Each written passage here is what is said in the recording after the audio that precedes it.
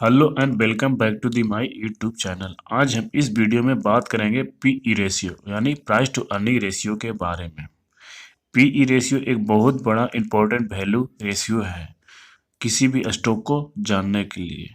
मान लेते हैं किसी कंपनी अपना पूरा साल का प्रॉफिट अपने शेयर होल्डरों में बांट देता है और सेम परफॉर्मेंस दिखाती है, तो आने वाले सालों में जितना भी आप इन्वेस्टमेंट कर रखे हैं उसको रिकवर करने के लिए और कितना समय लग जाएगा।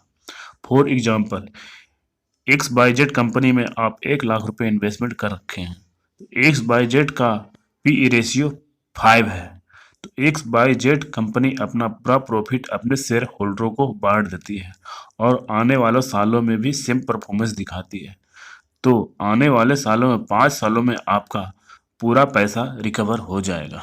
ई रेशियो का फॉर्मूला है share price divided by EPS. EPS का मतलब है अगर कंपनी अपना पूरा प्रॉफिट अपने शेयर होल्डरों को बांट देती है तो शेयर होल्डर को एक शेयर के पीछे कितना रुपया मिलता है। और ईपीएस का फॉर्मूला है ईपीएस इक्वल टू अर्निंग यानी profit divided by number of outstanding share.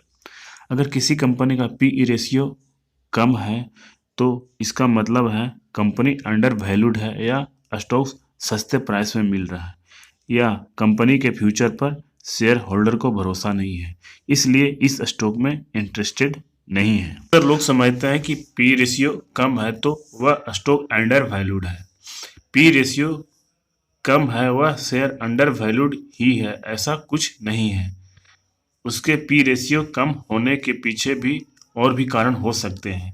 ये स्टॉक खराब परफॉर्मेंस कर रहा है या फ्यूचर पर्सपेक्टिव से सही नहीं लग रहा है, इसलिए इस स्टॉक से लोग दूर रहना पसंद कर रहे हैं। कुछ लोग अक्सर स्टॉक इसलिए खरीदते हैं क्योंकि पी रेशियो उसका कम है। जो कंपनी बंद होने के कगार पर या बैंकरप्ट होने के कगार पर है उसका भी पी रेशियो अक्सर कम होता है। इसका ये मतलब नहीं कि आपको ये शेयर बहुत सस्ता दाम पर मिल रहा है। पी रेशियो अच्छा से समझने के लिए यह पता करना होगा कि पी रेशियो अगर कम है तो क्यों है। इसका कारण आपको पता चलेगा तभी आप इसका अच्छे से यूज कर पाएंगे। अगर किसी कंपनी का पी रेशियो ज़्यादा है तो इसका मतलब है कि स्टॉक ओवर वैल्यूड या महंगे वैल्यूएशन पर मिल रहा है या इन्वेस्टर को कंपनी के फ्यूचर परफॉर्मेंस या फ्यूचर ग्रोथ पर कुछ खास भरोसा है। इस उस स्टॉक में लोग ज़्यादा इंटरेस्टेड दिखाते हैं। कुछ लोग समझते हैं कि किसी स्टॉक का पी रेशियो ज़्यादा है तो वह महंगे वैल्यू पर मिल रहा है या कंपनी के फ्यूचर परफॉर्मेंस या फ्यूचर ग्रोथ पर ज़्यादा भरोसा है। इस स्टॉक में इन्वेस्टर का भरोसा बढ़ा हुआ रहता है। उदाहरण के लिए आइसर मोटर का 10 साल पहले पीई रेशियो 65 था और उसका प्राइस 27 रुपया पर शेयर था। आज उसका प्राइस 1:10 में स्प्लिट होने के बाद लगभग 41,000 रुपया है और उसका पीई रेशियो 31 है। इसका मतलब है कि पीई ज़्यादा हो तो स्टॉक ओवर वैल्यूड ही है, ऐसा नहीं है। उसके फ्यूचर ग्रोथ अच्छा हो सकता है जिसकी वजह से पीई रेशियो ज़्यादा है। बस कोई चीज़ सस्ती मिल रही है इसके लिए उसको खरीदना सही नहीं है, आपको बाकी चीज़ों का भी देखना होगा। अगर आप कोई मोबाइल दुकान में मोबाइल खरीदना चाहते हो तो वह सस्ता मिल रहा है इसके लिए उसको नहीं खरीदते हैं, बल्कि उसका quality, RAM, camera, display, colour ये सब देखते हैं।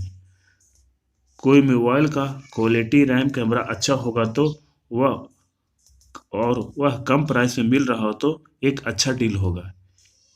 इसी प्रकार कोई भी स्टॉक को जल्दीबाजी में मत खरीदे।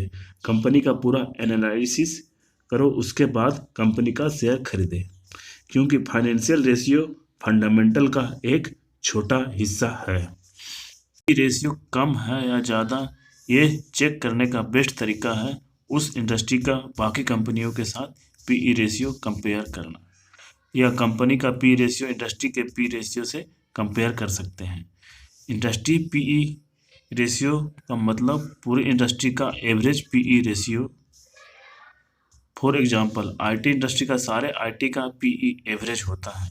अगर आपको टीसीएस का पीई रेशियो कम है या ज़्यादा पता करना है तो सारी आईटी इंडस्ट्री का पीई से कंपेयर करना होगा, या आप टीसीएस के पीई रेशियो को सीधे आईटी इंडस्ट्री के पीई रेशियो के साथ कंपेयर कर सकते हैं।